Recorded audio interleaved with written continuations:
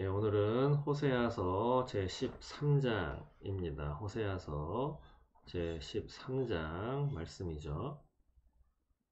네, 13장 말씀을 화목소리로 읽도록 하겠습니다. 에브라임이 말을 하면 사람들이 떨었도다. 그가 이스라엘 중에서 자기를 높이더니 바알로 말미암아 범죄함으로 망하였거늘. 이제도 그들은 더욱 범죄하여 그 은으로 자기를 위하여 우상을 부어 만들되 자기의 정교함을 따라 우상을 만들었으며 그것은 다 은장색이 만든 것이거늘. 그들은 그것에 대하여 말하기를 제사를 드리는 자는 송아지와 입을 맞출 것이라 하도다. 그러므로 그들은 아침 구름 같으며 쉬 사라지는 이슬 같으며 타작마당의 광풍에 날리는 쭉정이 같으며 굴뚝에서 나는 연기 같으리라. 그러나 애굽 땅에 있을 때부터 나는 내 하나님 여호와라. 나밖에 내가 다른 신을 알지 말 것이라. 나 외에는 구원자가 없느니라. 내가 광야 마른 땅에서 너를 알았거늘. 그들이 먹여준 대로 배가 불렀고 배가 부르니 그들의 마음이 교만하여 이로 말미암아 나를 잊었느니라. 그러므로 내가 그들에게 사자 같고 길가에서 기다리는 표범 같으니라. 내가 새끼 잃은 곰같이 그들을 만나 그의 염통 거풀을 찢고 거기서 암사자같이 그들을 삼키리라. 들짐승이 그들을 찢으리라. 이스라엘아, 내가 패망하였나니 이는 너를 도와주는 나를 대적함이니라. 전에 내가 이르기를 내게 왕과 지도자들을 주소서 하였느니라. 내 모든 성읍에서 너를 구원할 자 곧 내 왕이 이제 어디 있으며 내 재판장들이 어디 있느냐. 내가 분노함으로 내게 왕을 주고 진노함으로 패하였노라. 에브라임의 불의가 봉함되었고 그 죄가 저장되었나니 해산하는 여인의 어려움이 그에게 임하리라. 그는 지혜 없는 자식이로다. 해산할 때가 되어도 그가 나오지 못하느니라. 내가 그들을 스올의 권세에서 속량하며 사망에서 구속하리니 사망아 내 재앙이 어디 있느냐? 스올아 내 멸망이 어디 있느냐? 뉘우침이 내 눈앞에서 숨으리라. 그가 비록 형제 중에서 결실하나 동풍이 오리니 곧 광야에서 일어나는 여호와의 바람이라. 그의 근원이 마르며 그의 샘이 마르고 그 쌓아둔 바 모든 보배의 그릇이 약탈되리로다. 사마리아가 그들의 하나님을 배반하였으므로 형벌을 당하여 칼에 엎드러질 것이요 그 어린아이는 부서뜨려지며 아이벤 여인은 배가 갈라지리라. 아멘. 네, 지난 시간에 이어서 오늘 13장 말씀도 좀 어두운 말씀입니다. 왜냐하면 북이스라엘 범죄함을 하나님이 하나하나 지적하시면서 또 패망의 길로 갈 것이다 라고 하는 멸망의 예언을, 심판의 예언을 한 말씀이기 때문이죠. 그러나 우리가 여기에서도 희망을 버리지 말아야 할 것은 오늘 14장 말씀에 내가 그들을 스올의 권세에서 속량하며 사망에서 구속하리니 라고 하는 희망의 메시지를 주시기 때문입니다. 그래서 1차적으로는 북이스라엘이 아수르의 그 포로로 끌려가고 그 이후에는 이제 바벨론의 포로가 되죠. 그런 이후에 약 70년의 세월이 지나고 하나님의 구원에 그 구속함을 입어서 자신들의 고국의 땅, 팔레스타인 땅으로 돌아가게 되는 그런 역사를 북이스라엘은 거쳐가고 있습니다. 오늘 호세아서 13장 1절부터 한번 살펴보자면 1절에 에브라임이 말을 하면 사람들이 떨었도다 라고 이야기를 시작하고 있습니다. 여기서 에브라임은 북이스라엘을 대표하는 그 지파이죠. 에브라임 지파 출신으로 유명한 사람이 두 명이 있습니다. 한 사람은 여호수아, 한 사람은 여로보암 1세. 여호수아는 너무 잘 아시죠? 모세의 뒤를 이어서 이스라엘 백성들을 가나안 땅으로 입성할 수 있도록 한 지도자 역할을 한 사람이 바로 여호수아이고, 여로보암 1세는 솔로몬 왕이 하나님 앞에 우상 숭배, 죄를 지어서 남북으로 갈라지게 되는 그러한 운명을 맞게 되죠. 물론 솔로몬은 다윗의 아버지이죠. 아버지인 다윗의 공로, 하나님이 다윗을 도와주어서 솔로몬은 평탄하게 죽음을 맞이하게 되는데, 솔로몬의 아들인 르호보암 때에 남북으로 갈리게 됩니다. 그때 북쪽 북이스라엘 약 10지파를 다스리는 10지파의 왕이 되었던 여로보암 1세는 원래는 솔로몬의 충실한 용감한 신하였죠. 그랬는데 이제 솔로몬이 하나님 앞에 우상 숭배를 회개하지 않자 하나님이 선지자를 통해서 여로보암에게 내가 너에게 내 나라를 줄 것이다. 반을 띄어서 줄 거다. 라고 이렇게 이야기하는 그 소식을 솔로몬이 듣고 여로보암을 잡으려 했습니다. 그때 여로보암이 애굽으로 도망을 가게 되죠. 그러고 나서 이제 솔로몬이 죽은 다음에 다시 이스라엘 땅으로 돌아와서 이제 열지파의 왕이 되는 그 사람이 바로 여로보암 1세입니다. 그런데 에브라임은 특히 여러 족속 가운데 하나님으로부터 큰 권세와 능력을 허락받아서 그래서 다른 지파보다 위세가 꽤 컸던 지파입니다. 그래서 하나님이 말씀으로 세상을 창조하셨듯이 여기 보시면 에브라임이 말을 할 때 사람들이 떨었다라고 하는 것처럼 큰 위세를 떨쳤던 민족인데 이 에브라임 지파가 그가 이스라엘 중에서 자기를 높이더니 바알로 말미암아 범죄함으로 망하였거늘.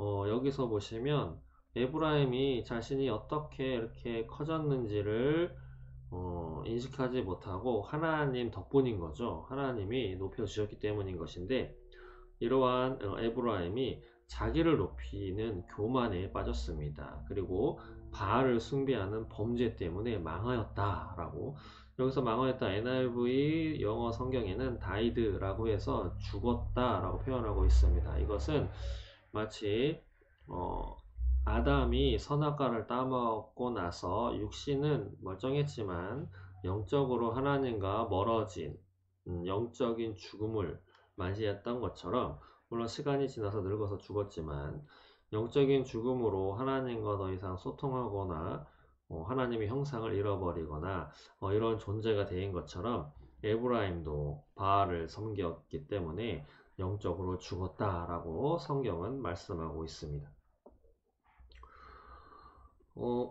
2절에 이제도 그들은 더욱 범죄하여 그 은으로 자기를 위하여 우상을 부어 만들되 라고 말씀하고 있는데 이들은 자신들의 범죄를 멈추지 않고 계속해서 우상을 만들었습니다.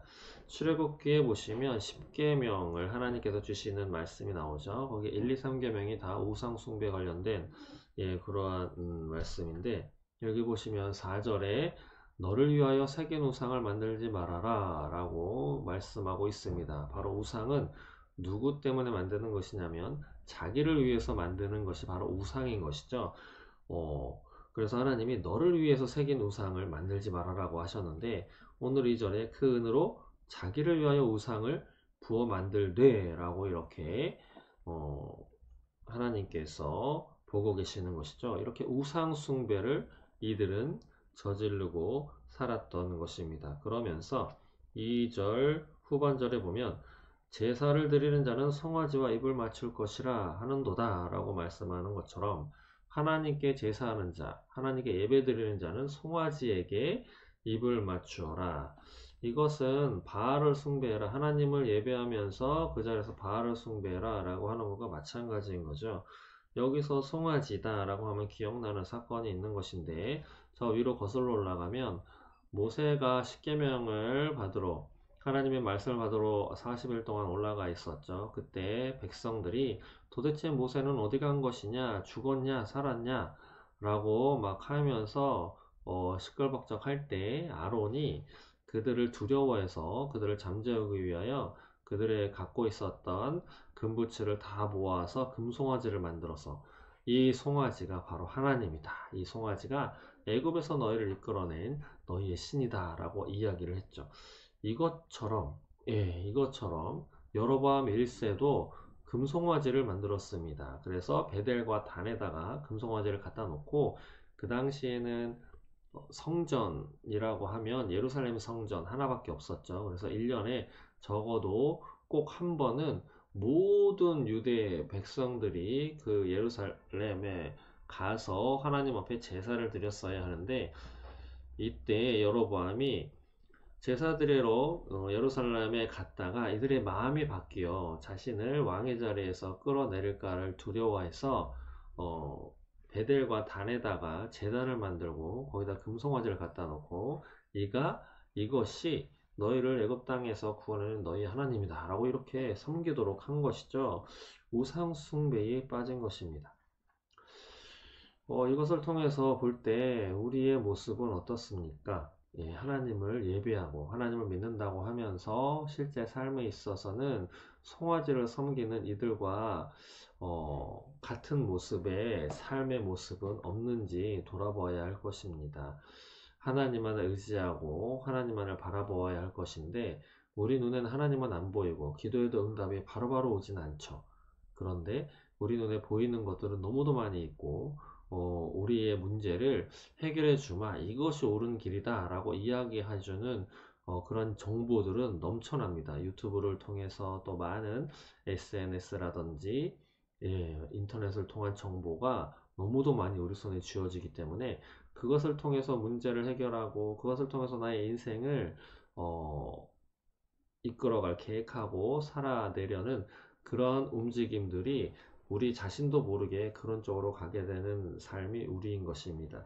오늘 북이스라엘이 하나님께 제사를 드리면서도 송아지에게 입을 맞추면서 살아갔었던 것처럼 우리는 이런 잘못으로부터 회개하고 돌이켜야 할 것입니다. 그래서 하나님은 이들을 어떻게 평가하셨느냐? 3절에 보시면 그들은 아침 구름 같으며 쉬 사라지는 이슬 같으며 타작마다 광풍에서 날리는 쭉정이 같으며 굴뚝에서 나는 연기 같으니라. 여기 보시면 아침 구름, 이슬, 쭉정이, 연기 다 대단한 것처럼 온 세상을 뒤덮고 있는 것처럼 보이지만 한순간에 날아가고 한순간에 사라지는 그런 허무한 존재들인 것이죠. 바로 너희들이 우상 숭배하기 때문에 너희는 이런 존재처럼 한순간에 사라질 허무한 존재가 될 것이다 라고 하나님이 그렇게 말씀하시는 겁니다. 그러면서 4절에 보시면 하나님이 자신에 대해서 소개를 하시는데 그러나 애굽 땅에 있을 때부터 나는 내 하나님 여호와라 나밖에 내가 다른 신을 알지 말 것이라 나 외에는 구원자가 없느니라 라고 자신에 대해서 말씀하십니다. 그 이전에도 신명기 32장 39절에 보시면 이렇게 자신을 소개하죠. 이제는 나 곧 내가 그인 줄 알라 나 외에는 신이 없도다. 나는 죽이기도 하며 살리기도 하며 상하기도 하며 낫게도 하나니 내 손에서 능히 빼앗을 자가 없도다. 하나님 자신만 신이다 라고 하면서 나는 죽고 사는 문제 또 상하고 그 다음에 병도 낫게 하는 그리고 내 손에서 능히 빼앗을 자가 없는 그런 존재가 바로 나다 라고 소개하고 있습니다. 이사야서 43장 10절 이하에도 보면 하나님이 이렇게 말씀하십니다. 너희가 나를 알고 믿으며 내가 그인 줄 깨닫게 하려고 그 앞에 나 여호와가 말하는데 너희는 나의 증인 나의 종으로 택함을 입었다 라고 말씀하시면서 나의 전에 지음을 받은 신이 없었느니라 나의 후에도 없으리라 오직 신은 하나님 한 분뿐 나뿐이다 라고 말씀하시는 거죠.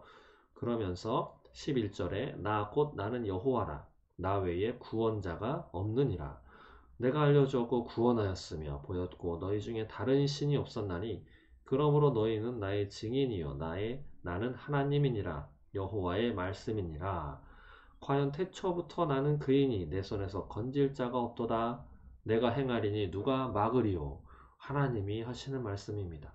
세상에 신은 나밖에 없다. 내가 너희를 구원할 수 있고 내가 붙잡고 있는다면 아무도 빼앗을 수 없다. 내가 행하고자 하는 건 그 누가 막을 수도 없는 것이다 라고 하나님 자신에 대해서 이야기하고 있습니다. 우리는 이런 하나님을 인정하고 있습니까? 하나님을 믿는다. 하나님을 따르는 하나님의 백성이다 라고 하면서 세상의 다른 것들을 기웃기웃거리고 있는 나의 모습은 없지 않은지 오늘 한번 되돌아보시기 바랍니다. 그러면서 5절에 하나님이 또 이들에게 이렇게 말씀하죠. 내가 광야 마른 땅에서 너를 알았거늘 이라고 말씀합니다. 여기서 알았다 라고 하는 말을 영어 NIV 성경에서는 cared for 라고 표현하는데 돌보다, 보호하다 라고 하는 뜻입니다.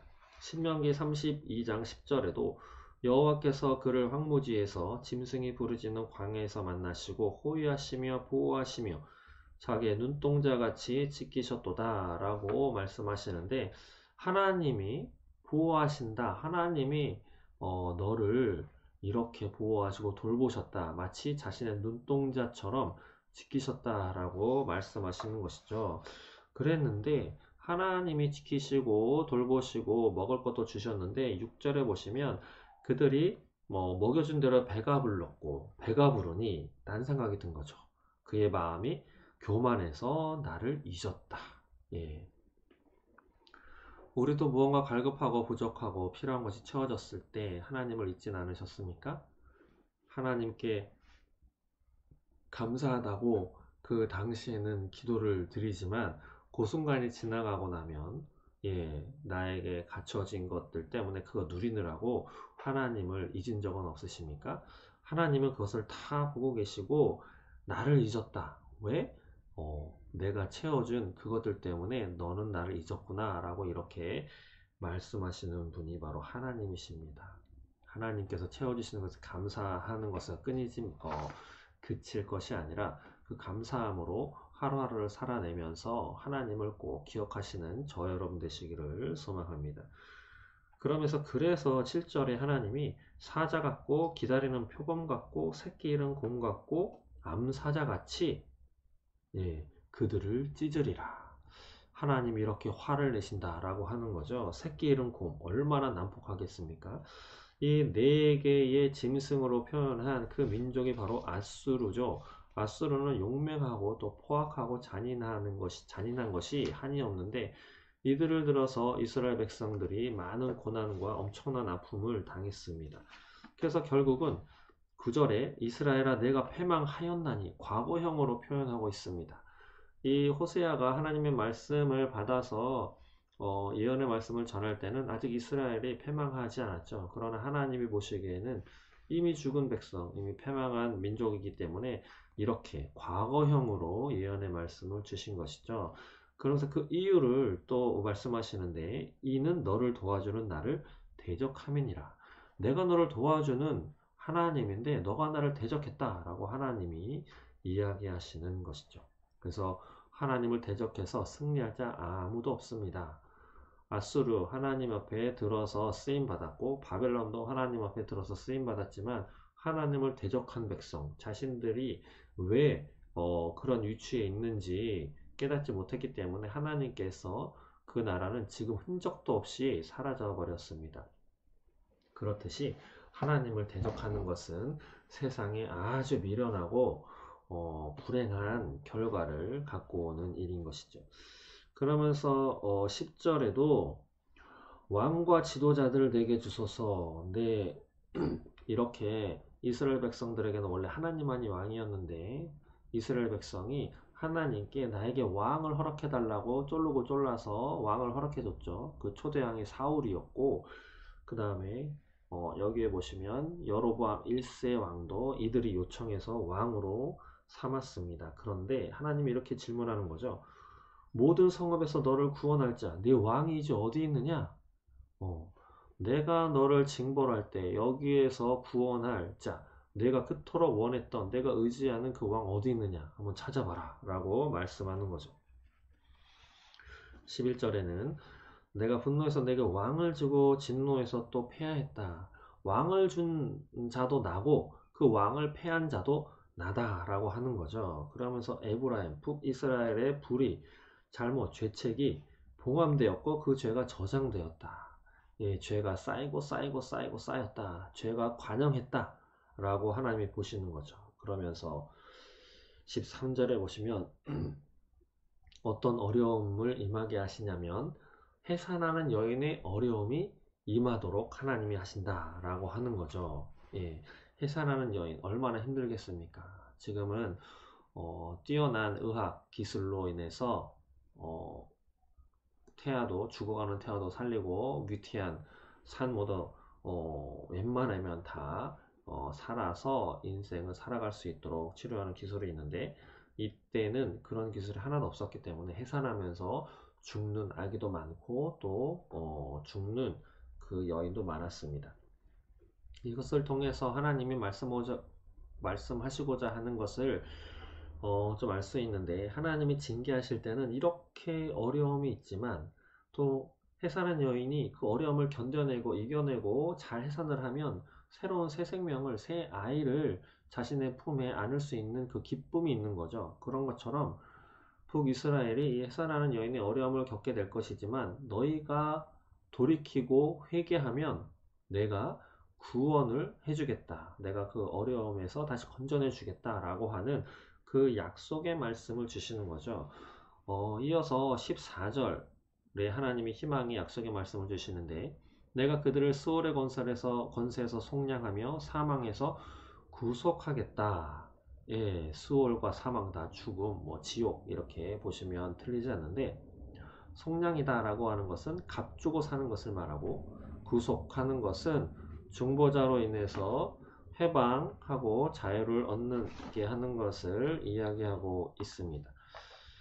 디모데후서 1장 10절에도 보시면 예수 그리스도로 인해서 복음으로 생명을 주신다고 이렇게 말씀하고 있는 것처럼, 이스라엘 백성들에게 이런 패망의 결과를 받게 되지만 내가 다시 구속하고 속량할 것이다 라고 하는 거죠. 그러면서 사망 안에 재앙이 어디 있느냐, 스올 안에 멸망이 어디 있느냐, 뉘우침이 내 눈앞에서 숨으리라. 사망과 스올, 지옥 몽땅 다 내가 다 멸할 것이다 라고 이렇게 말씀하는 거죠. 뉘우침이 내 눈앞에서 숨으리라 라고 하는 것은 아무런 동정심 없이 머뭇거림 없이 내가 행할 것이다 라고 말씀하시는 것입니다.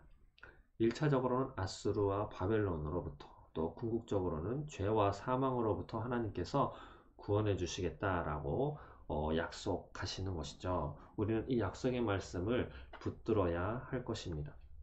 이어서 15절에 그가 비록 형제 중에서 결실하지만 동풍이 오리니 곧 광야에서 일어나는 여호와의 바람이라. 여기서 동풍은 아수르를 의미하죠.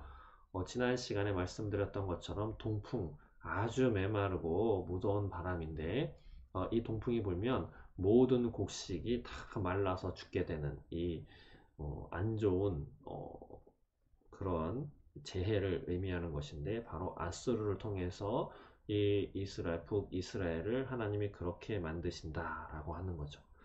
그러면서 16절에 또 사마리아가 그들의 하나님을 배반하였으므로, 북이스라엘의 수도가 사마리아인데 사마리아, 북이스라엘이 하나님을 배반했다. 바로 우상 숭배했다. 그렇기 때문에 형벌을 당하게 되는데, 칼에 엎드러질 것이고 그 어린아이는 부서뜨려지며 아이벤 여인은 배가 갈라지리라.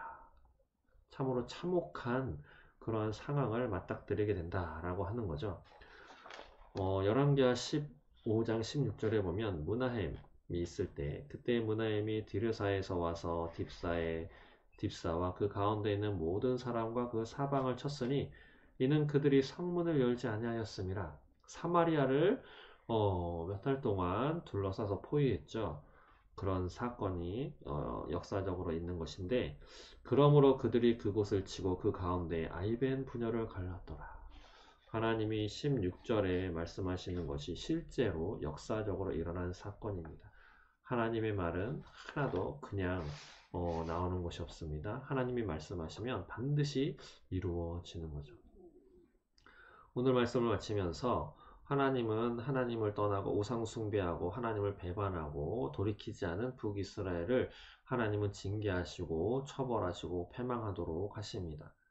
그러나 소망이 있는 것은 하나님은 그런 공의의 하나님으로만 계신 것이 아니라 사랑의 하나님, 은혜의 하나님으로서 또 구원의 가능성, 구원의 길을 열어놓으신 거죠. 14절에 말씀하신 것처럼 내가 그들을 스올의 권세에서 속량하며 사망에서 구속하리니. 디모데후서 1장 10절에 이제는 우리 구주 그리스도 예수의 나타나심으로 말미암아 나타났으니 그는 사망을 패하시고 복음으로써 생명과 썩지 아니할 것을 드러내신지라. 복음을 우리에게 주신 것이 바로 하나님이십니다. 또 예수 이름을 우리에게 주셨죠. 사도행전 4장 12절에도 다른 이로서는 구원을 받을 수 없나니 천하 사람 중에 구원을 받을 만한 다른 이름을 우리에게 주신 일이 없음이라 하였더라. 하나님이 예수를 우리에게 주셔서 구원받을 수 있는 그 길을 영원한 멸망의 그 길에서 영원한 생명의 길로, 구원의 길로 열어주신 분이 바로 하나님이십니다. 그래서 우리는 누구를 붙잡아야 하느냐? 예수를 붙잡아야 합니다. 예수 이름을 붙잡아야 합니다. 예수 생명을 붙잡아야 합니다. 복음을 꼭 붙잡는 여러분 되시기를 소망합니다. 그래서 지금 이 시간까지만이라도 하나님의 마음을 아프게 하고 내 눈에 보이는 것, 내가 쉽게 얻을 수 있는, 내가 갖고 있는 정보를 이용해서 나의 어려움을 먼저 해결하려고 하면서 하나님을 예배하면서 또 다른 곳에서 기웃기웃거리고 하나님만을 신으로 섬겨야 하는데, 하나님 외에 다른 것들을 의지했던 그 마음들이 있다면, 그리고 그것을 통해서 하나님의 마음을 힘들게 하신 그 잘못이 있다면, 또 하나님을 떠났던 그런 마음들이 있다면, 이 시간 돌이키고 회개하셔서 하나님께로 돌아오시기 바랍니다. 회개한다면 여전히 나를 기다리시는 하나님께서 준비하신, 이미 마련해 놓으신 구원의 길로 들어설 수 있습니다. 하나님은 용서할 마음이 있으시고, 하나님은 천국에서 같이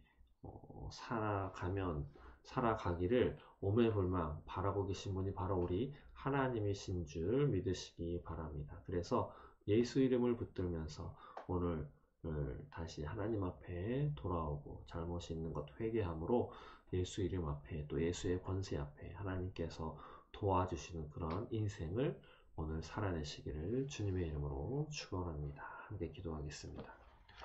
아버지 감사합니다. 오늘 주님의 이름으로 예배드리며 하나님의 말씀을 나누었습니다. 북이스라엘 백성 우상 숭배와 자신의 교만함에 빠져서 하나님을 배반함으로 하나님 앞에 패망의 길을 열었지만, 여전히 사랑하시는 하나님의 인도하심과 사랑으로 다시금 다시 구원의 반열로 올라갔던 것처럼, 아버지 오늘 우리가 살아갈 때 하나님의 말씀을 들었습니다. 다시 돌아와라. 나만이 구원자고 나만이 너희 하나님이고 나만이 이 세상의 신이다 라고 하는 그것을 간직하며 하나님 앞에 돌아오며 하나님만을 신으로 섬기는 참된 그리스도인으로서 예수 생명을 누리는 우리가 될 수 있도록 인도하여 주옵소서. 감사합니다. 예수님의 이름으로 기도합니다. 주기도만 하겠습니다. 하늘에 계신 우리 아버지여, 이름이 거룩히 여김을 받으시오며 나라가 임하시오며 뜻이 하늘에서 이루어진 것 같이 땅에서도 이루어지이다. 오늘 우리에게 일용할 양식을 주시옵고, 우리가 우리에게 죄 지은 자를 사하여 준 것 같이 우리 죄를 사하여 주시옵고, 우리를 시험에 들게 하지 마시옵고 다만 악에서 구하시옵소서. 나라와 권세와 영광이 아버지께 영원히 있사옵나이다. 아멘. 네, 오늘 말씀 마치겠습니다. 새벽에 마이크가 입력이 안 돼서 다시 말씀을 나누었습니다. 오늘 이 호세아 13장 말씀 가지고 잘 살아내는 여러분 되시길 바랍니다.